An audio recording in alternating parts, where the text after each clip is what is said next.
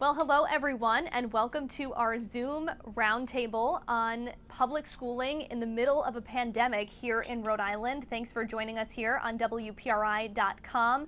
We've put together a small sampling of parents and students from all different corners of the state, but we know this is just a little glimpse into what folks are experiencing right now. So if you want to tell us how your public school experience is right now, you can shoot us an email, head to our 12 response page, or comment on Facebook. But I want to talk to the folks who are with us here on this Zoom right now. So let's get started. If each of you could tell us your name, where you're from, and how your student is learning, that would be a great introduction. So let's start first with Betsy and William. Hi, I'm Betsy Sheely. We live in Cranston. This is my oldest son, William. He is full-time distance learning, and I have three other children, a 10-year-old son who attends the Rhode Island School for the Deaf, who is in person full-time right now. And then I have twin 7-year-olds who are in second grade, also distance learning full-time right now. Fantastic. Good to see you, Betsy and William. Thank you for joining us. Let's go to Kirsten Kaden, and is it Madeline? Yes. Awesome. So yeah, Kirsten Hoekness and my twins Madeline and Kaden, and they are in third grade, and we live in Gloucester, Rhode Island, and they are both full in person all the time. Awesome. Welcome to you. Let's go to Cheryl and Katie.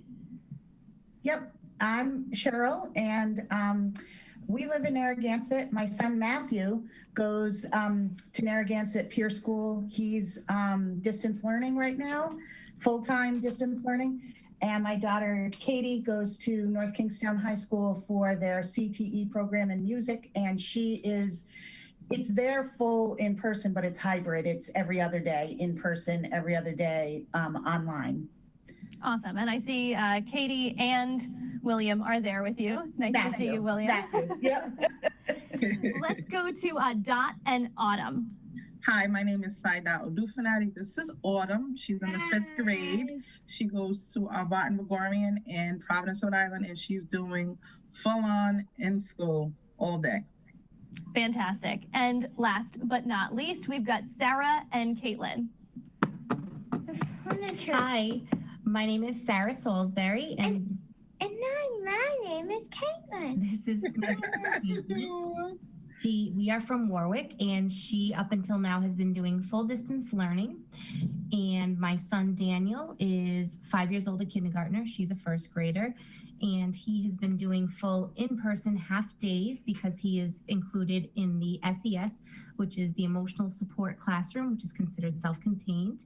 The special programs were brought back, so he's been that. And Caitlin has been full distance learning because she is on the autism spectrum, but in a co-taught classroom with half regular education children and half children with IEP. So up until now, we have been doing full distance learning. It will be going back. Actually, Warwick is going back hybrid, but they have agreed to let her attend both sessions due to her particular needs as of next week. Well, it is so nice to virtually meet all of you, and I appreciate you all taking the time. I know the school year can be hectic, especially during a pandemic, so I appreciate you all being here. I want to start on a positive note. I know not everyone is having a positive experience returning to school right now, but I want to try and highlight some of the bright spots. So if you can think of what has been going well for you right now, that's where I want to start. So maybe we can start with Kirsten. What's been going well so far for you guys? You guys want to say what's going good? I get to see my friends. Yeah. Yeah, so they, their school district has done a really good job with communication and getting us back. We had the option to do virtual or full in person, so the parents got to choose. And so far, the kids are doing really well in terms of complying with things like masks and social distancing. You get some time off, right? You get mask breaks here and there. Yeah. They did a great job with respect to sort of decreasing the busing by allowing us to drop off for a longer period of time. So things have been going really well. And what made you decide to go with the in-person learning from a parent's perspective? I know you said you had the choice, so why choose in person? So a couple of reasons. One, when they went distance last semester or last year, I'm a professor. When they went distance last time, they were completely asynchronous. In second grade, asynchronous learning, and then me and my husband working full time was not exactly ideal. And I felt like their learning was somewhat hindered to some extent. You know, they had been home. We'd sort of been hunkered down all summer, and I think it was time for them to reestablish their learning environment and going back to school. They both said their first thing was seeing friends, so it was time for them to get back to that. And I work at Bryant, so I was pretty confident that, you know, if we could handle the college kids coming back successfully, I felt like, you know, at the elementary level that they could probably do it as well. That makes a lot of sense. Let's move on to Cheryl. Cheryl, what's been going well for you guys? We're definitely in a routine now, so that's going well. And we had an interesting situation with being able to keep one student home, which was working better for him, for Matthew. And then Katie's starting a new school. We decided to send her in person, and it's going really well. She's taking a music class that she absolutely loves. That's her jam. That's her thing. That's working really well. And they both seem to be enjoying what they're doing. So as far as school goes, do you guys want to add anything? When we first started online learning in March, music kind of just got taken away from me. So I'm glad that now that I'm going to school every other day, I still have music has kind of come back into my life in a more active way. That's so important. That's so important. And Matthew, what's been going well for you so far? Well, let's see. I can't think of that. That's okay. You are doing distance learning, right? And that's something you enjoy? Yeah. Right. Who helps you? My dad actually helps me. Dad is like your private tutor? Yeah. Yeah, Dad has kind of taken over his teaching assistant role because I'm a teacher, so I'm in school all day. So, yeah, so Dad is definitely his number one helper right now. Yeah, plus he's my favorite parent. Lovely. Okay, all right. We won't touch that one. We won't touch that one. All right, thanks, guys. Let's move on to Dot. How are things going for you in Providence? It's going excellent, I have to say. Like I said, she goes to Infante-Green, and she's been here for about 3 years now, and it's just easy flowing, easy going. She has an IEP, so she did go a week earlier than the rest of the kids. And I have to say, I am not a teacher, and I'm not smarter than a fourth grader. So this is why Autumn went to school, but I did learn a lot with the distant learning with her, just kind of hands-on learning what she was learning in school. But I know she missed her friends. Did you miss your friends? Yeah. What do you like? Smoothly. Go ahead. I was just going to say, you know, Autumn, what do you like most about being back in person in your school? I feel happy, and sometimes I don't like wearing a mask. Dot, I'm sorry, I cut you off. Is there anything else you wanted to add? Oh, no, nothing. But she did just say that she's tired of wearing her mask. Oh, okay. But you do get a break, right? At certain parts of the day, you get to take it off? Yes, I do. Yeah, I can imagine for all of the kids who are in person, it's a little strange to wear the mask, and we can certainly talk more about that and what that experience is like. Sarah, what's been going well for your family in Warwick? So in Warwick, what has been going well for us, this is my son, Daniel, and he is a kindergartner. Say hi. Hi. Hi, Daniel. The tummy ache. So Daniel is in the SES program, which is the self-contained. They brought the kindergartners anybody in a self-contained program in special needs, they brought back to Warwick Vets, which has an advanced HVAC system. So they were able to go back those most vulnerable groups. Daniel has been going 4 days a week, and I think he's been doing wonderful. Mommy, I'm gonna do your makeup. Okay, he's really good at wearing his mask. You like Mr. Lockhart's class? Yeah. He goes to Lippet, but they are currently stationed at Vets, and that has been going very, very well for him. My silver. Also, like I said, Warwick has been very responsive. I know. Warwick has been very responsive to the needs of these kids. And we need to hire him here at the station, I think, to touch up our makeup. Thank you so much. Warwick the school committee has been under a lot of pressure from us parents that wanted our children back. And they have definitely responded. And like I said, they are bringing back K-6 in a hybrid model. We're yet to figure it out. So that's been really great, their responsiveness. And Jennifer Connolly, the special director, has been very responsive to my needs with my daughter. And that's been what's really good. Distance learning does not work for my children, one on the autism spectrum who has a very short attention span. And so their responsiveness to the needs of the special needs community in Warwick has, as usual, which is why I live here, been outstanding. Well, it's good to hear that they are listening to parents' concerns. Betsy, what has been going well for your family? William wanted to say first, since he's a 7th grader, and I didn't doing full. I thought you wanted to speak. I said that I would speak if I were asked. So. Okay, well then I'll start. What's been working well for us, like I said, out of my 4, I have 1 going full time, and because his primary language is American Sign Language, and because the school is a bilingual and bimodal, meaning they use both English and American Sign Language. It was more important to me that he be the one to go back to school and be in the classroom, knowing that they had a well thought out plan there and that it would be 5 days in the classroom was part of the reason my husband and I decided to keep the other 3 full-time distance learning, because we both work from home. We're fortunate enough to be here. So it was both, we didn't want 4 kids in 3 different schools, going out and bringing different things home potentially. And then also we know that there were a number of parents who have to work outside the home, or like with our 10-year-old, have children that really need to be in the classroom. So our other 3 are doing pretty well being at home learning. So I just felt like it was, for the kids that really need to be in the classroom, keeping ours home might be a little bit better solution to keep the numbers low. And like I said, it's not easy, but it's certainly, we've adjusted again. Like she said, we're definitely in a routine now.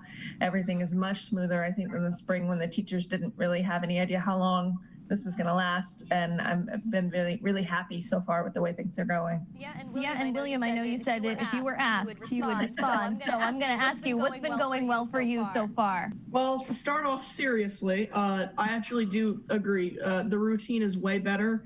I got in like 30% of my work late last semester in 6th grade, and now I've only had like 1 late assignment so far.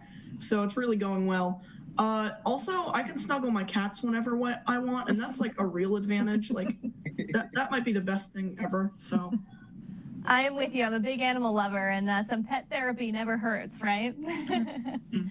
So moving now to the other side of the coin, things that have not been going so well. We have been hearing from a lot of parents that there have been some bumps in the road, and I'm sure all of you have experienced some not so great days yourselves. So what's something that has been a downside or a negative of going back to school this year during the pandemic? Cheryl, let's start with you.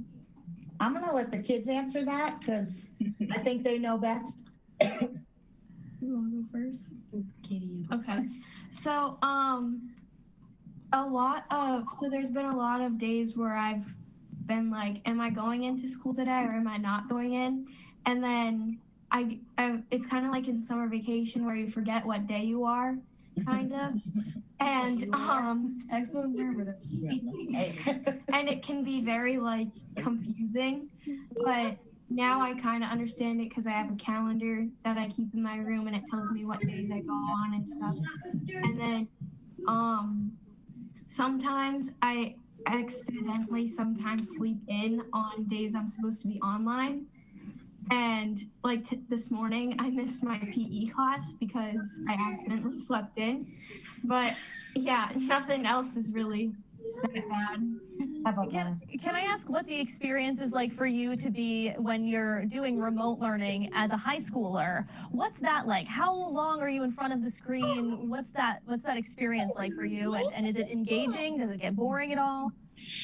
Well, currently I only have one class that I have Google Meet for every day, and it's math.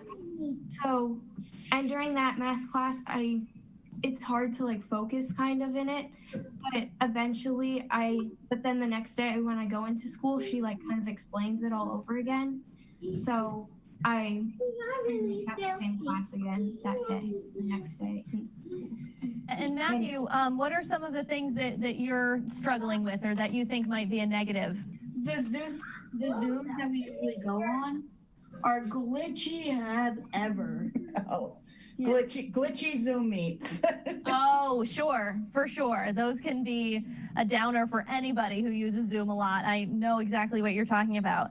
All right, Can I explain one thing? Please, please. At the North Kingstown High School, they're doing it kind of like college semesters this year, where you only have, like, she'll have math the first semester, Spanish the first semester, chorus and PE and piano. And then next semester is when she has ELA, Spanish, social studies, web design, and PLT. So it's, when she says she only has one Google Meet, some of those courses are PE and chorus, and she doesn't necessarily have to go to a meet for those. Gotcha. And Cheryl, from your perspective as a teacher, have there been any hiccups, wearing that hat as a teacher? Oh, yeah. There have been hiccups. It's been wonderful to be back with my students and to be there with them. I teach resource special ed, and so it can get a bit frustrating that I can't sit next to my kids and work one-on-one with them as much as I used to because of social distancing. But in general, it's been great. It's been a challenge for me to teach online and to teach distance learning and in person, but I'm getting it, and we all are. We're trying our best. We've never worked harder. Yeah, everyone's adapting, right? We all have to be flexible. Dot and Autumn, what's been something negative or something that's not going so well? Autumn? Everything's fine. Everything's good? Yeah. I have no complaints. I really have to say the Providence school system has been doing an awesome job with the pickup, letting us know, send us text messages, different, because they're going to start, the winter's coming. So they're going to turn the heat on a little earlier than normal. So just letting the parents know what's going on. So I'm happy. I have to say, I'm very happy with the Providence School Department. That's great. And the first student bus. And the bus, exactly. Yeah. Oh, that's awesome. That's awesome to hear. Sarah and Caitlin and Warwick, I know it hasn't been so great for you guys with the no choice but to do distance learning. Yes, that was going to be the first thing I'd mentioned was unlike other districts, we had no choice whether or not we could send our children distance learning, hybrid, or full in person. So I feel that there was a large amount of parents that rose up and really let the school committee know. There was letters written. My new soap opera is the Warwick School Committee. I watch it once a week to see what's going on, what they're going to be voting on and changing. For my daughter, as you can see, come here, you muffin. For my daughter, attention. She really needs that one-on-one type of interaction. So when she's in a Google Meet, she tends to get lost. I don't feel that she's getting anything out of it. When she has that one-on-one, like she has speech therapy virtually, which I was a little bit weary of, but honestly, she did a fantastic job. When she has that one-on-one, she does well, but the curriculum is really designed for, actually, I'm not sure who it's designed for, but I'm not even sure children that are regularly developing would do so wonderfully with it. But the teachers have been great. Warwick has just been really slow to hear our concerns and come up with a real safe way to come back that was rational, but they did eventually change their minds, which was wonderful. Distance learning has been a complete nightmare, especially in March. All the services for her IEP were completely cut off. It has been very difficult. I couldn't get any of the outside services that I regularly get. Usually I get in-home visits.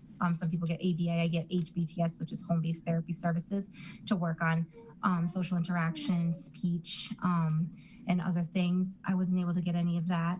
Caitlin had been held back a year in kindergarten to go into a co-taught from a self-contained, which is a step up. And she was only there for half the year. And then she wasn't able to get into that routine that we were hoping for first grade, which can be more challenging. So this really has been an incredibly challenging time for our family. And I'm a healthcare worker who works second shift. So I can't work from home, even though it's not easy for those that can work from home. I'm going in every day, and it has been challenging as being polite. But we're trying, and we just recognize the teachers and all their efforts. And it does seem like Warwick is finally responding to the what the parents want. Well, that's good news to hear that they are finally maybe hearing your concerns. But what would the children need and what the parents want for their children and their education. Yeah, for sure. Sarah, thank you. Betsy, what's been something that has not gone so well, or something that you feel is negative with how school is structured for you guys right now? Well, for us, I think I mentioned in an email, it's better than the spring. My twins last year, I try to keep them in separate classrooms because they just get along better at home when they're not in school together all day.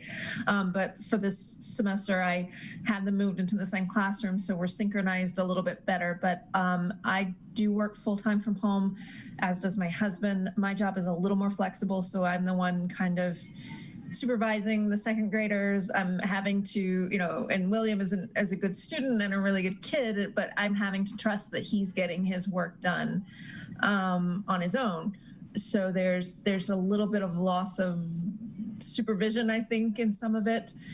Whereas, I might have to step into my office and take a phone call and leave the second graders and really hope they're paying attention. And even though they're good kids, it's not always easy. And so I think just juggling all of it. There's 6 of us or 5 at home all the time, and 6 of us from March until now, we're home all the time. And that just gets a lot of people in a small space. It feels like a lot of the time. And so juggling it all has been really hard. But we, like I said, I'm very, very happy that I work from home. I've always worked from home for the last 10 years. So that was not new for me. It was new for my husband and kids. But the, just, I think everybody felt like the rug was pulled out from under them in March, and we've had to rebuild, and you're all doing what we can. So I'm thankful I can have them at home and learning, but it is certainly a balancing act. For sure. William, what's been something that's been difficult for you, a challenge, or is it all smooth sailing from your perspective? I have 2 things that really have changed for me for the worse. One is physical health. I am taking gym classes and doing a P log as we do it, where we have to do workouts and record what we did. Not like record with camera, but write it all down. But it's not the same as what I used to do, which is I just used to walk to and from school, which it was a 2-mile walk to the school and then 2 miles back. So it wasn't a big walk, but it kept me moving every day. And I don't do that as much now that I'm back at home. And then the other thing is mental health. Or really more social, because I've been online with friends. I can talk to them all I want. I've been connected with my friends. But I have a lot of acquaintances or people that I just kind of know but don't know that much, like classmates. I like all of my classmates. I like to talk to them. And when you're on a Zoom all muted, the only way you can talk is through the chat. And when the teacher says, don't use the chat, guess what you can't do? Use the chat. So there's very little communication with those in your classroom. Yeah, you miss that social interaction. I can totally understand that. Kirsten, what's something that hasn't been going so well for your family? Sorry. So wearing the masks are hard, and trying to stay distant because we all want to play together. Yeah. Yeah, it's really because there's so many classes, and my best friends are in a different class, and the only way I can talk to them is FaceTiming them, and I can't talk to them all day. I miss that. Yeah, because they keep your classes separated so that there's not a lot of mixing. Yeah, they don't leave their classroom very often, and they've never been in the same classroom. So this year they are in the same classroom just for Not that good. They don't love it. They need their own space. Yeah. But no, I gotta say that things are going really, really well. They miss their specials and that kind of stuff. But Like the school's gym and the art and whatnot. But the school's done a great job of trying to figure out ways to get them outside. They play all the time. In their little pods. Before school, they have a little homework club in their pods, so the parents can drop off earlier than normal. Again, to sort of decrease the buses. So I gotta say things are going really well. The start of the year was a little rough. We had some anxiety going back. It was a big change for some of us to, there was a little bit of the COVID fear, but also the fear of like they were home and hunkered down and now going back to school and what to expect. So we had a little bit of a roadblock with that, but that, we got over that pretty quickly and things are going really well. That is good news. I wanted to ask all of you too, what's the biggest question that you have going forward? Maybe something that's unknown that you're thinking, what are things going to look like in the winter? Or a concern that you might have. I am going to be talking with the state's education commissioner, Angelica Infante-Green, tomorrow morning. So if you have anything that you would like me to bring to her, please let me know. So questions, concerns, comments for the commissioner. Let's start with Dot and Autumn. Any questions or things that you're thinking about as the school year progresses? I don't know. I don't think I have too many questions because everything is going so well. Like I said, communication is key, and our superintendent and our principal of the school is communicating excellently. Just preparing us for, here comes November, what the kids are supposed to wear, meaning it's going to be a little warmer in the classrooms because they're not going to really have the windows open because they want to make sure, the storm drains are not good and different things are not as, what's the word I'm trying to use? The ventilation is not excellent. Okay. So they will have the windows open. So they want the kids to dress in layers, but have the heat on. And I'm not concerned about that because I feel like they're letting us know this is how to dress the kids. The other school years, you kind of just went to class and you found out when the day was over that your child said it was cold. So I really have to say I'm happy. I'm patting Providence School Department on their backs because I have 4 kids. She's my youngest, and I'm very, very happy. I was a little nervous at first to have her go back to school because her immune system is very low. So I was afraid that the masks were going to have her scared because, for 5 hours a day in the classroom with the mask, but so far so good. I'm trying to get creative with the mask and have different ones with her names on it. So I don't have any questions. All I have to say is I am happy. I am happy. I am happy. That is awesome. Now, you mentioned you have other kids. Are they also back in person? Oh, no, they're grown. No, they're grown. Good, you don't have to worry about them anymore. It's very different. It is different from when they were in school until now. And I sit back and wonder, like, back then, I don't think it would be this easy. Again, my oldest is 25. It definitely would have been much harder than it is now. Yeah, so a lot has certainly changed. Well, I'm glad to hear it's going so well for you guys in Providence. Thank you. Sarah, questions, comments, concerns? So one of my concerns is just the special ed kiddos are at Warwick Veterans right now, which was one of the only of 3 buildings deemed safe with the HVAC system. I'm just wondering when they're planning on transferring them back to their home schools and if there will be a delay in that. Also, they're only going a half day, whereas my daughter and the other elementary kiddos are going back a full day. So I'm just kind of wondering if that's going to change. I am a little bit nervous about if what are the criteria for having to shut everything down again, just because I'm just hoping that safety measures are being met. Like I said, I'm a healthcare worker, so I'm pretty strict with things, that we don't have a complete shutdown again, because this was, as everybody knows, very detrimental to our kids' social and mental health. But I just hope that the one thing also I read that makes me, I'm hoping they put some music on in the background, because the mask breaks and the lunch breaks are to be had in total silence. That for somebody that's always had that white noise, background noise, I'm just hoping that they give them something so they're not all just sitting there, just, I don't know, picturing like, you know, them just sitting there quietly afraid to speak. I'm hoping that there are, you know, some things that are going to be done to give them a little bit of comfort in those times, as it is very difficult. Yeah, if it makes you feel any better, I have talked with some folks who have the quiet lunches or the silent lunches in other districts, and in some classrooms they do put on a movie or something like that, and then the kids can have fun during recess, even though they have to be quiet while they're eating. So we're navigating all of these new rules.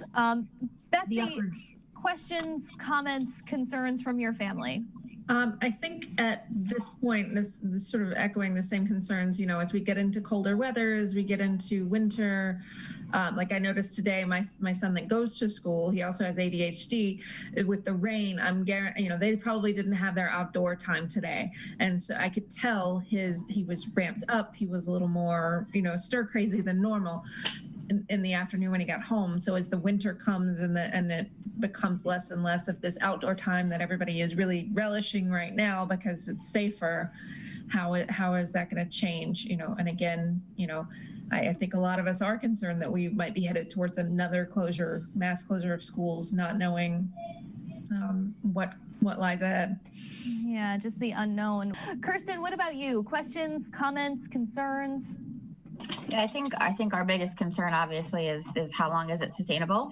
I echo what Sarah and Betsy had to say with respect to not quite understanding or knowing what the exit strategy will be, like what level of infections.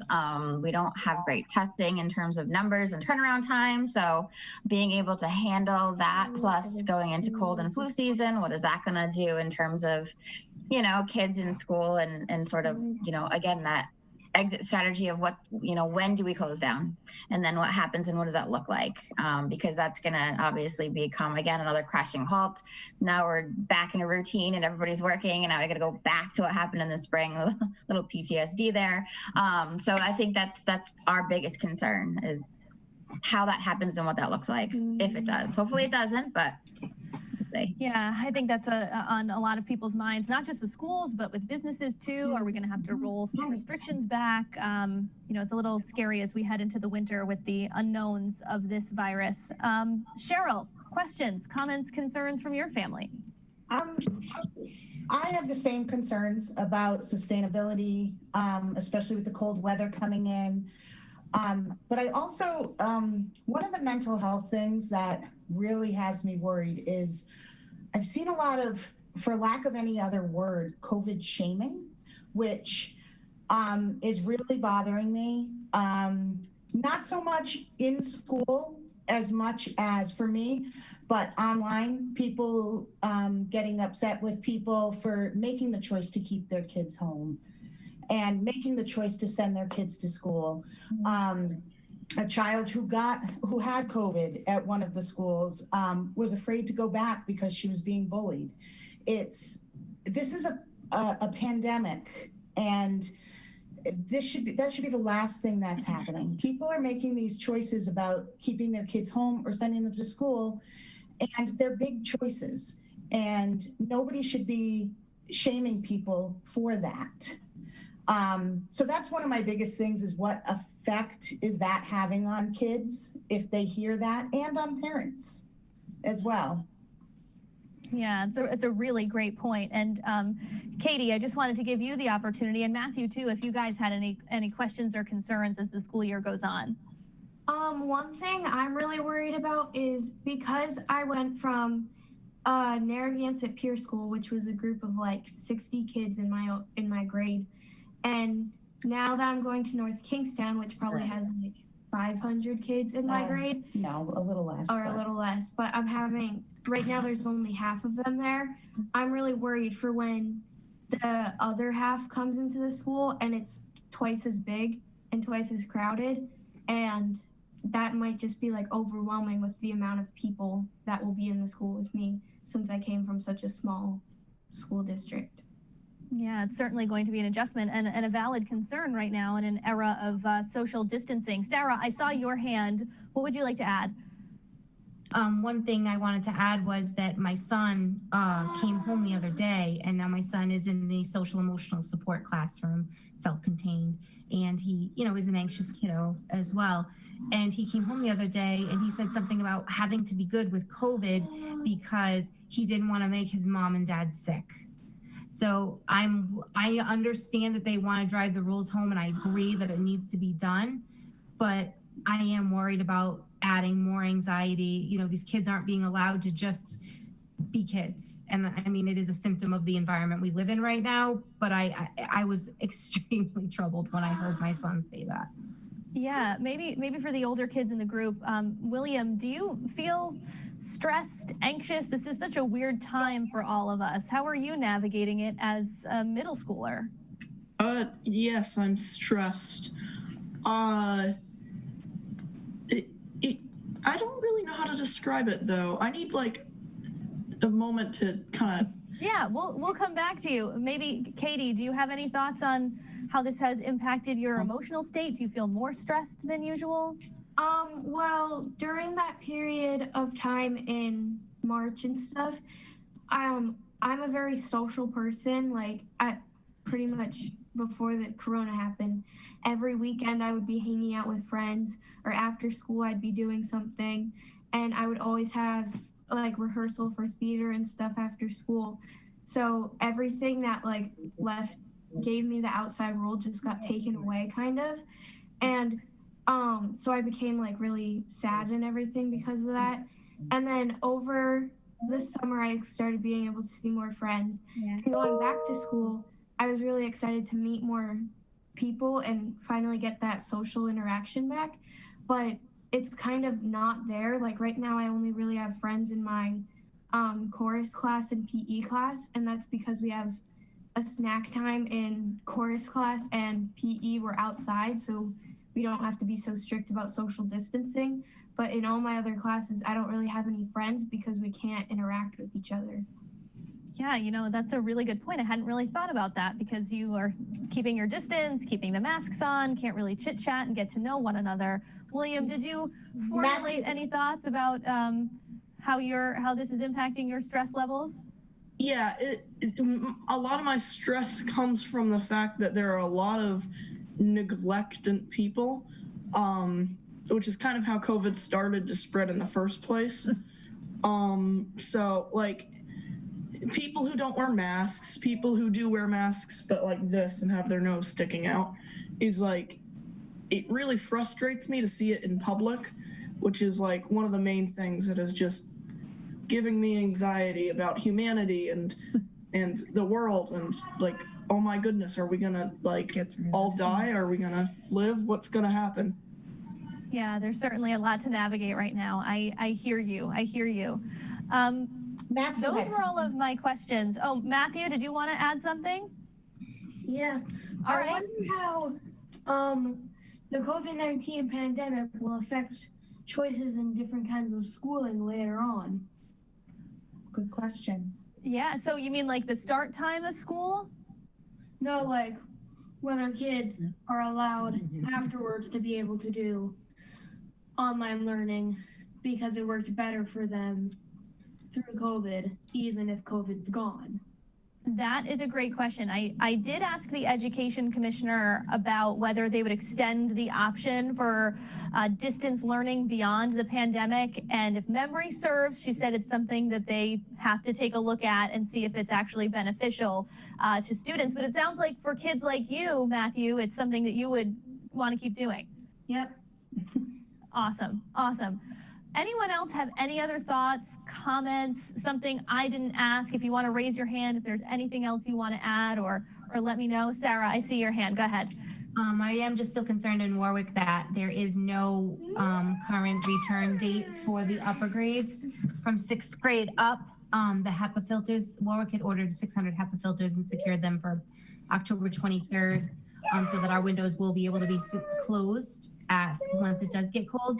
But the additional 600 HEPA filters that were ordered for upper grades are, I believe it was December 4th, which was the initial response that the school committee had given us, is that nobody was going back until after Christmas break, which is what started the outrage. And I do feel for the older grades that are planning for their, you know, their careers and their colleges. And I think that there needs to be some attention to that as well.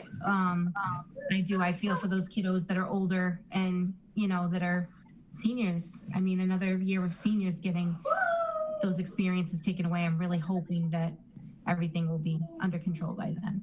Yeah, hopefully by 2021, things are looking up. Anyone else? Any other final thoughts from anyone?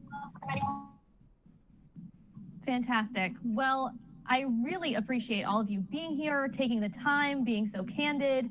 And I think your perspectives have really shown a light on the different experiences being had by families and students across the state. So thank you all again for being here. And I wish you a healthy and fun rest of the school year, guys. Thank you so much. Thank you. Thank Thank you. you. Thank you.